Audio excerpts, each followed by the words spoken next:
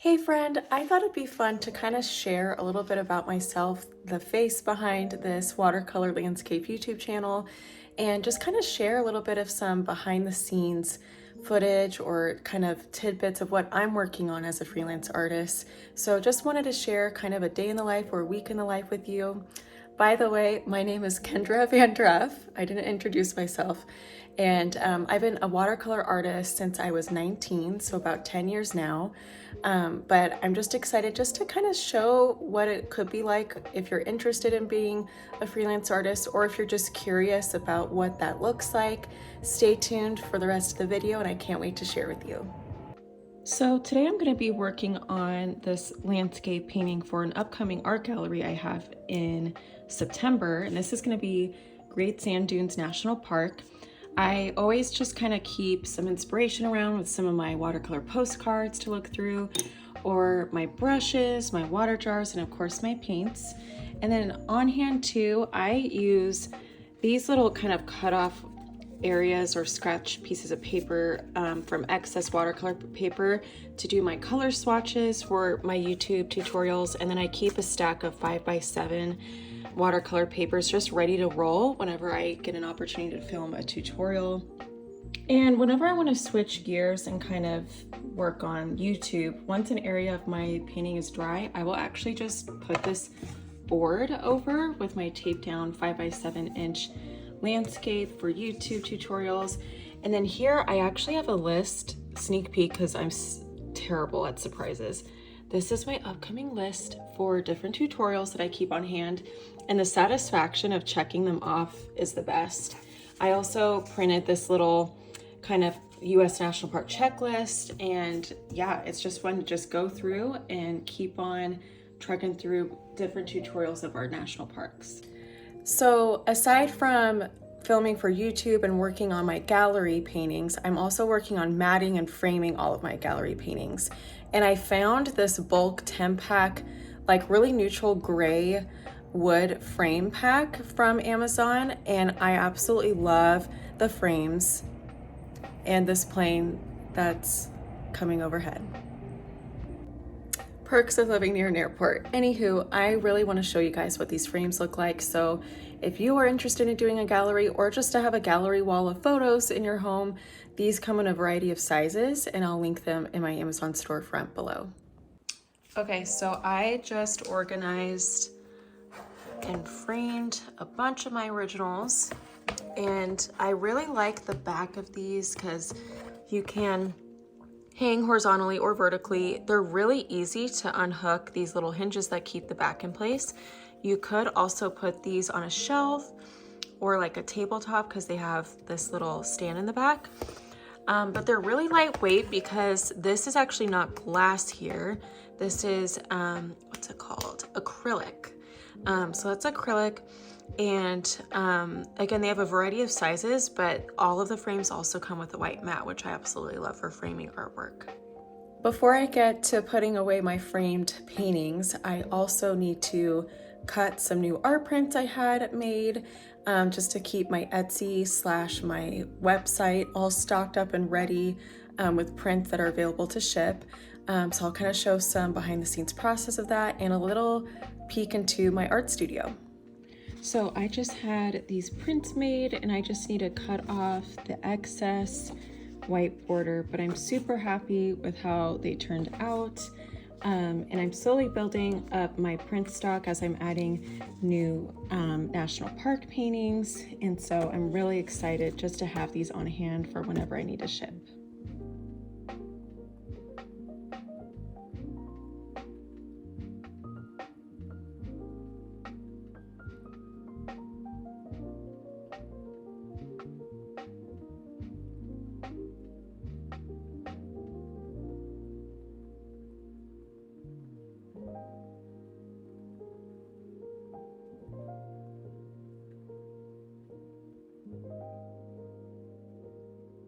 Okay, so here are my 6 print restocks here.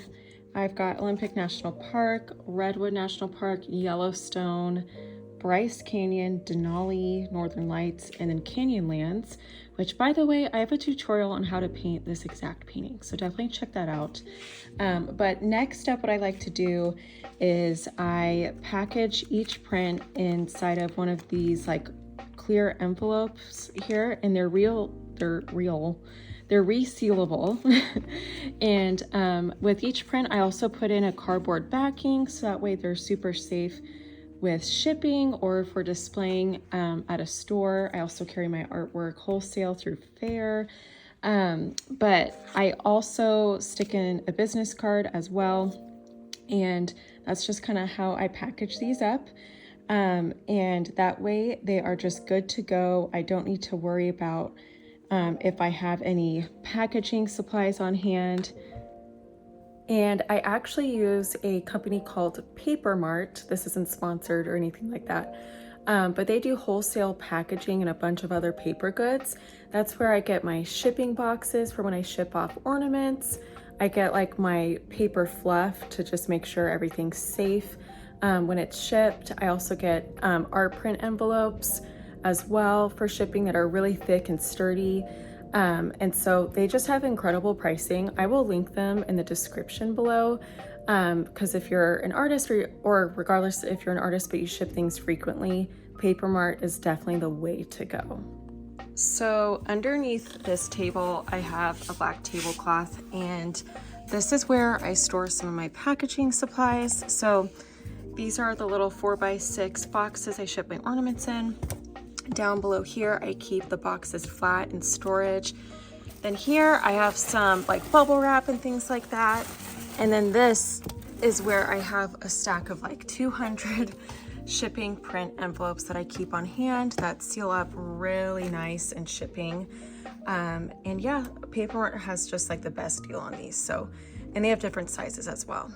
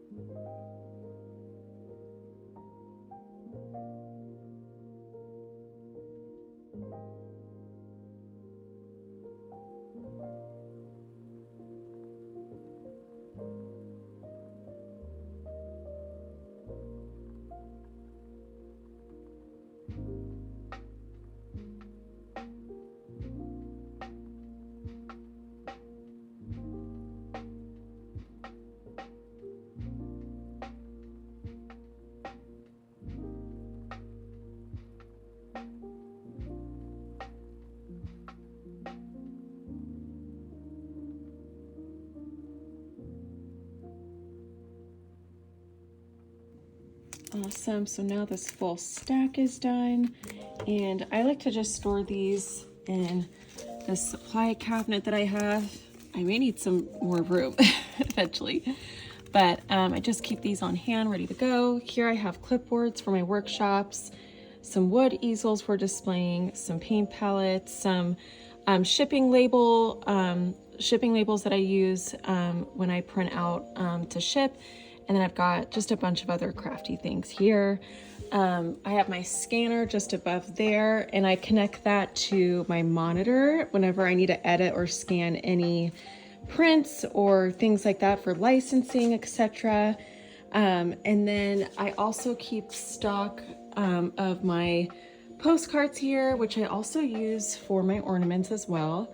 Here I've got this little case. It's a chaotic mess in here. This has like my drill and things like that that I use for my ornament making around the holiday season.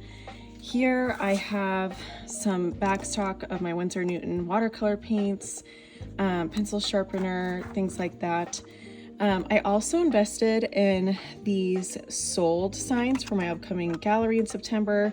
It has a gold foil border. I got them custom made through Etsy, and I'll link the shop below.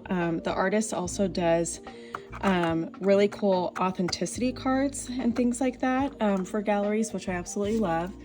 Here I've got some more postcard backstock, and here it's everywhere. And then watercolor paper, more cardboard backing for shipping, Jenna Rainey's latest book is in here too. It's all watercolor oceans. It's super fun. These wood slices I used for doing like wood slice painting, but I recently kind of stopped doing that, so I may just give these away. I haven't decided yet, but just above here I'm going to be placing my framed and ready to go paintings for my gallery, just to have them all lined up here, and I'll just continue to see that build as I get more and more paintings done.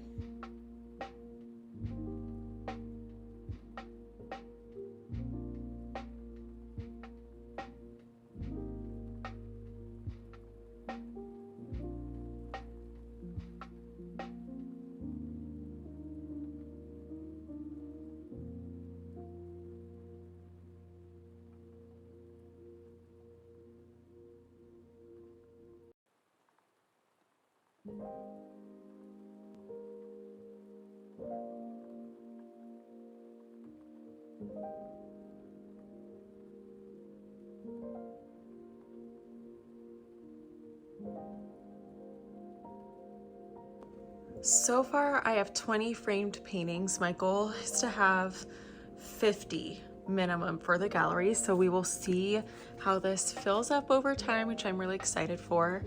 Over here, I just wanted to show I have some of my tools that I use. Got pens and pencils and markers. I've got paintbrushes for my workshop.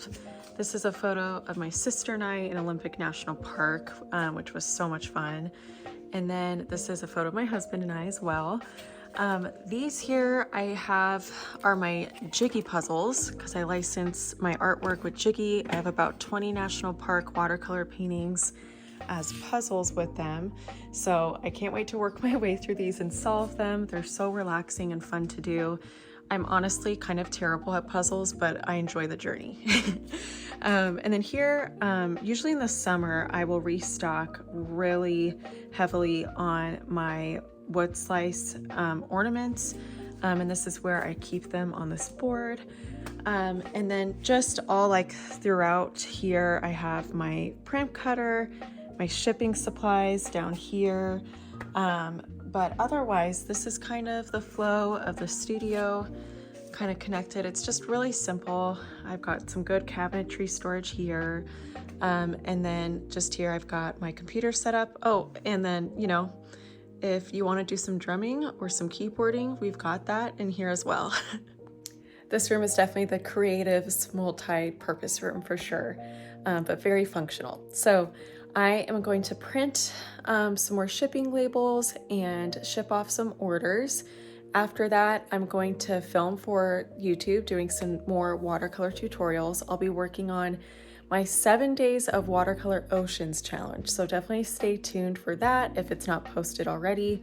And then also I'll be painting for my gallery.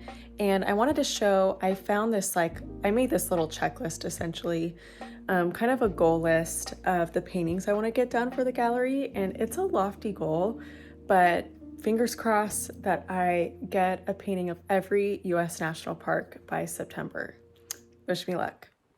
So next to my printer here, I have this little goal list. And basically I just check these paintings off as I go, but these are what I have left for my gallery. And then I also got this to-do list planner and this little sketchbook where I just jot down ideas and things like that, just to stay inspired and motivated.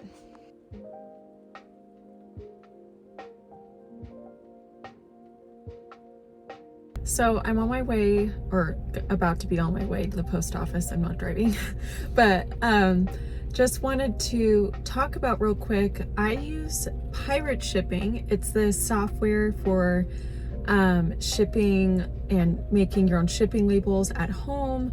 And I invested in a Rollo printer. None of this is sponsored, by the way. This is just stuff that I wish I knew as an artist that was selling art prints and things like that way before I started using this. But basically, Pirate Ship gives you something like 70 or 80% off shipping labels. I ship through USPS, and it is significantly cheaper to make your own just bought and paid for shipping labels at home than it is to wait in line at the post office and purchase them at the register. It's crazy. It's like so much cheaper. So I wish I knew about that way in the beginning, but this is just something I thought would help anyone that is wanting to kind of ship their own products or things like that. And I also invested in a roller printer, and I'll link both of these things below. But the roller printer is fantastic because I can just print out the shipping labels directly after I make them through pirate shipping, and then utilizing PAPERMART for wholesale packaging supplies. I essentially just need to go and drop off my packages at the post office, and I just drop them off at the counter and walk out. Don't have to wait in line. And honestly, through using pirate shipping and PAPERMART, I've literally saved like at least a few thousand, I would say. Honestly, that's how significant the savings are. So highly recommend checking those things out if you ship things frequently. But other than that, here we go. Let's go to the post office.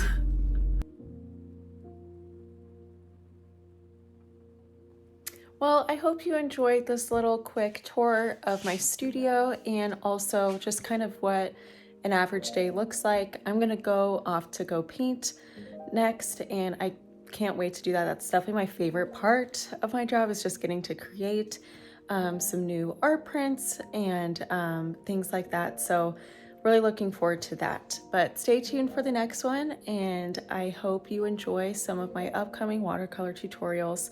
If you haven't checked those out, I do Watercolor National Park landscape inspired tutorials, everything from deserts, oceans, and mountains. So definitely check that out in my channel, and I will see you next time.